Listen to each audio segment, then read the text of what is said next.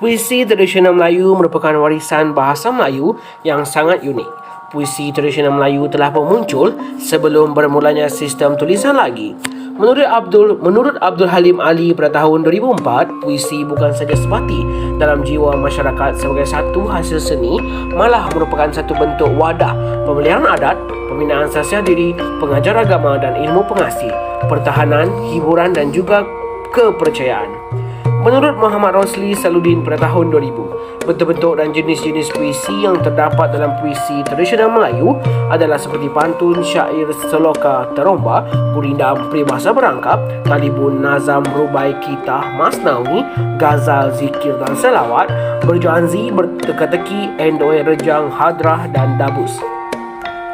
Sejarah kesusastraan Melayu telah mencapai kegemilangannya pada abad ke-17. Sebelum menerima pengaruh kemodenan pada awal abad ke-20, berikutan dengan itu hasil-hasil sastra ini telah dibahagikan kepada dua golongan, iaitu kesusastraan Melayu tradisional dan moden.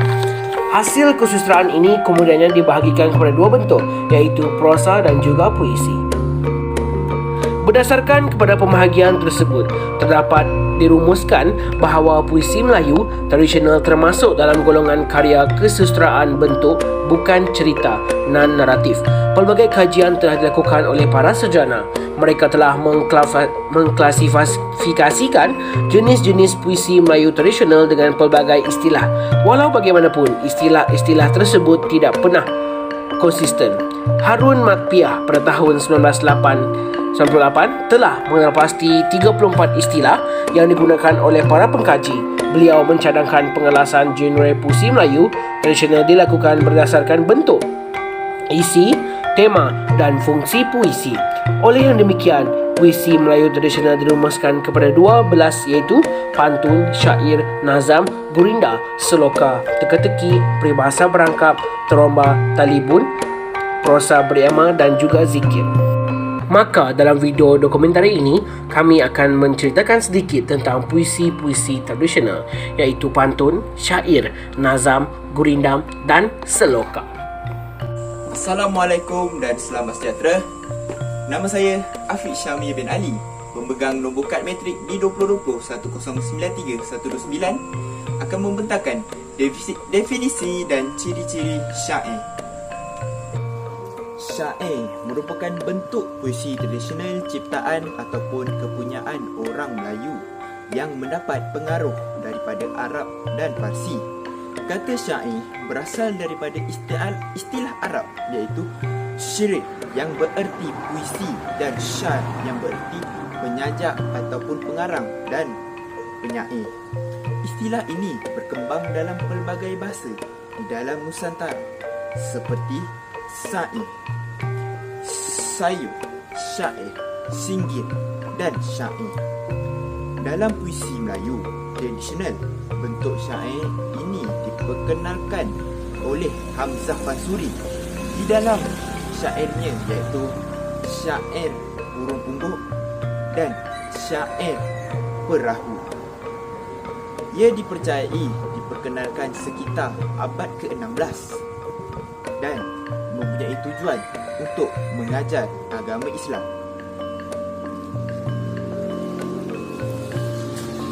Ciri-ciri syair dimulakan dengan ciri yang pertama, iaitu syair mempunyai 4 baris di dalam satu rangkap.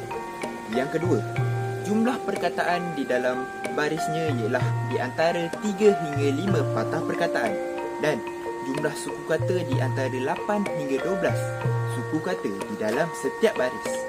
Yang ketiga, syair tergolong dalam jenis puisi kata. Yang keempat pula, skema ritma hujungnya adalah sama, iaitu A, A, A, A.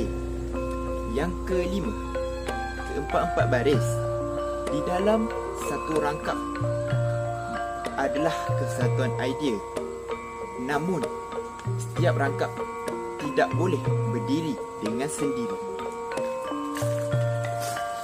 Seterusnya kita akan pergi ke ciri yang keenam, iaitu setiap baris syair mempunyai satu hentian yang ditandai dengan jeda. Seterusnya yang ketujuh, ciri yang ketujuh ialah setiap rangkap syair akan diikuti di rangkap seterusnya untuk membawa satu kesatuan yang lengkap sebagai satu cerita ataupun pemberian peristiwa. Yang terakhir iaitu yang ke-8. Isi syair umumnya merupakan cerita ataupun pemberian yang panjang, sama ada mengenai kisah percintaan, pengajaran keagamaan, falsafah dan sebagainya. Oleh itu, sekian daripada saya, ciri-ciri dan definisi syair. Dan sekian, terima kasih. Khidmah syair daripada saya, Pejuang Maut, karya Dewi Dunia Kasih. Kulihat ibu mengandung besar, berjalan menelusuri kamar, terbaring di atas kasur kasar, terlahir bayi pria yang kembar. Assalamualaikum dan selamat sejahtera. Nama saya Nur Azwa binti Sahabu, pemegang kad Matrix di 202010933136. Saya akan menerangkan tentang seloka. Istilah seloka berasal daripada perkataan Sanskrit iaitu shloka. Dalam bahasa Melayu, seloka bererti seloroh, berjenaka atau menyindir. Seloka merupakan puisi yang paling tua dalam kesusastraan Melayu dan dipercayai datang ke alam Melayu bersama-sama perkembangan agama Hindu di Asia Tenggara. Teks Mahabharata dan Ramayana merupakan buku terawal yang ditulis dalam bentuk seloka. Peranan seloka ini dapat dilihat apabila ia dapat menggambarkan masyarakat yang melahirkannya, iaitu masyarakat yang amat mementingkan keharmonian dan ketatasusiliaan. Bersesuaian dengan sifat halus orang Melayu, puisi seloka digunakan untuk mengkritik sebarang perlakuan negatif anggota masyarakat tanpa menyinggung perasaan individu sasaran. Seloka juga digunakan untuk menyindir, mengejek, menempelak seseorang, melahirkan rasa benci terhadap sesuatu kelakuan manusia, memberi pengajaran dan panduan kepada seseorang dan sebagai alat kawalan. Antara ciri-ciri seloka ialah merupakan puisi bebas atau tidak terikat, digubah sama ada mengikut bentuk pantun, syair atau perumpamaan. Juga seloka tidak mempunyai pembayang, bilangan baris dalam serangkap juga tidak tetap, malah jumlah perkataan dalam sebaris juga tidak tetap. Seloka juga boleh jadi mempunyai rima ataupun tidak. Oleh itu, izinkan saya untuk memperdengarkan kepada anda beberapa rangkap seloka Pak Pandir. Pandai, pandai, wahai Pak Pandir, anak dipijak, dagang dijinjing, kucing dibunuh, tikus dibelah, harta habis dan tergadai.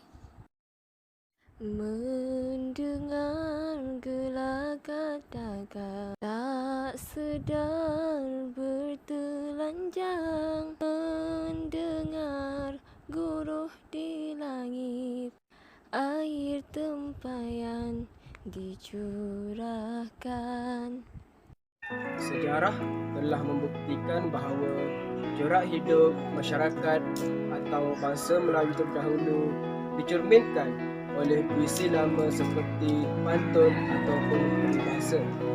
Menurut Zafar dalam bukunya Ilmu Mengarang Melayu 1965, pantun merupakan puisi asli yang dikarang oleh masyarakat Melayu, digunakan pada zaman dahulu dalam pertuturan.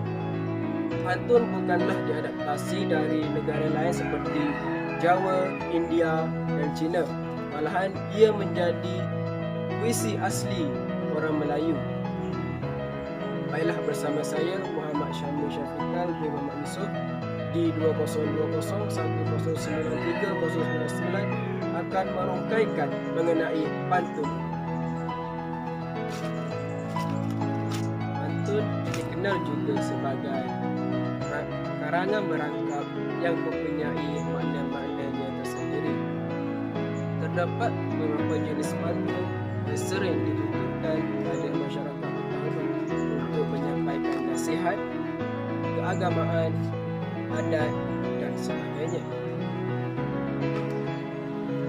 Pantun mempunyai dua bahagian, iaitu pantun dua kerat dan pantun kerat. Pantun dua kerat terdiri daripada satu pembayang dan satu maksud, manakala empat kerat pula terdiri daripada dua pembayang dan dua maksud. Pantun dua kerat terdiri daripada lima akhirnya, iaitu AA, manakala pantun empat kerat terdiri daripada lima akhirnya AB, AB. Pantun juga mempunyai pelbagai fungsi untuk menyampaikan sesuatu perkara. Pantun berfungsi bagi menzahirkan penghargaan dan rasa ucapan terima kasih. Saya akan menendangkan satu pantun, iaitu pisang emas di bawah belayan, masak sebiji di atas peti.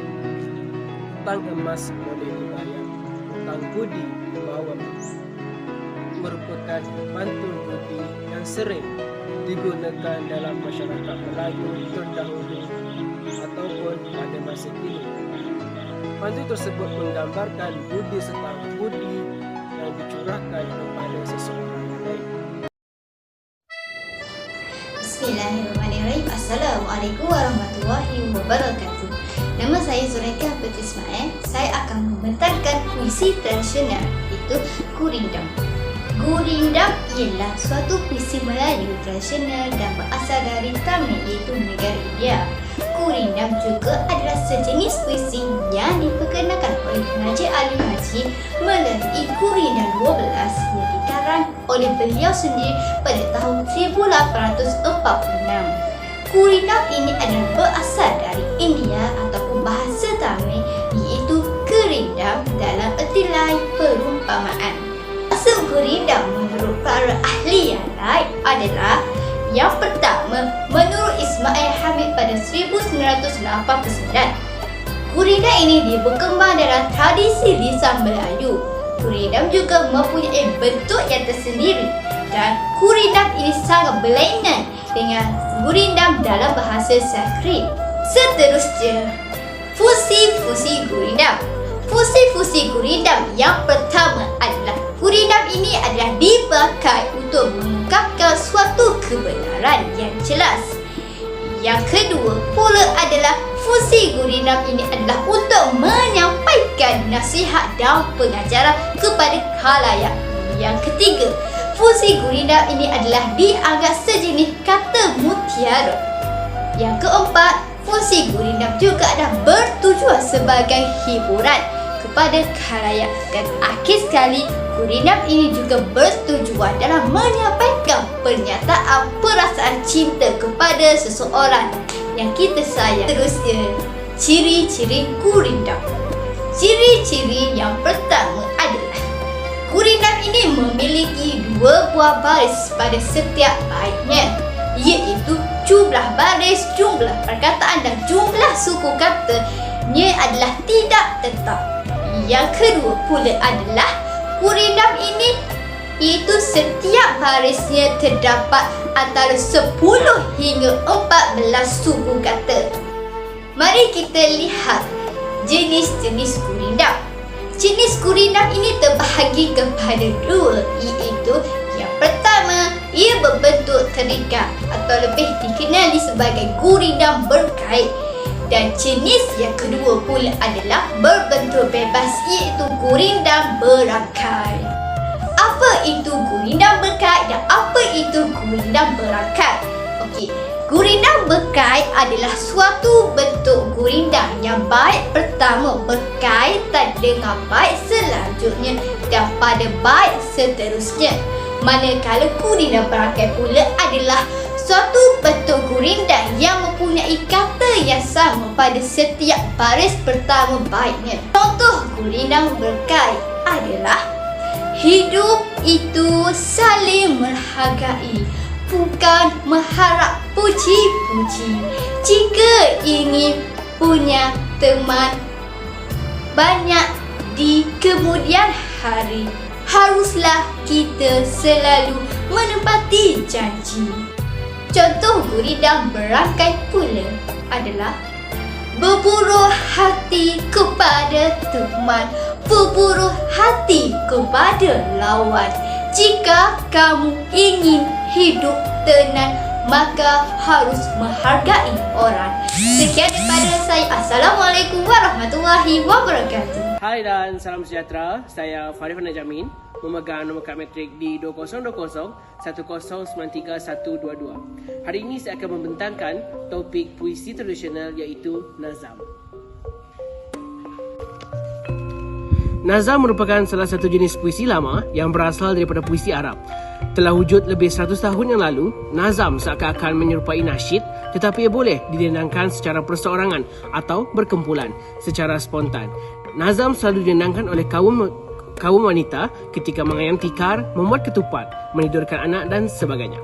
Kebanyakan lirik atau seni katanya berbentuk puisi irama yang mengandungi pelbagai nasihat dan tunjuk ajar. Biasanya berkaitan dengan ilmu tauhid, fardu ain, sifat rasul, sifat 20 dan sebagainya. Kumpulan yang mendendangkan nazam ini biasanya terdiri daripada 5 orang hingga 8 orang.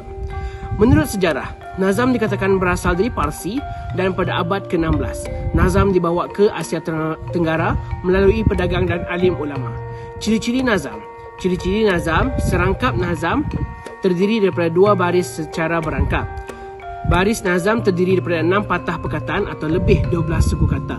Nazam dibaca dengan irama lagunya yang tertentu. Maka tidak lengkaplah jika saya tidak memberi contoh nazam.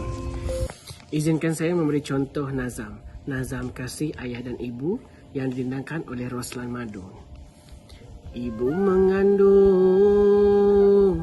9 bulan, lebih dan kurang tak ditentukan. Lahirkan di kau berapa kesakitan, berpantang pula minum dan makan. Cukuplah masa sampai ketika lahirlah engkau ke dalam dunia. Barulah suka ibu dan bapa kepada engkau sangat kasihnya. Sekian saja daripada saya. Sekian, terima kasih.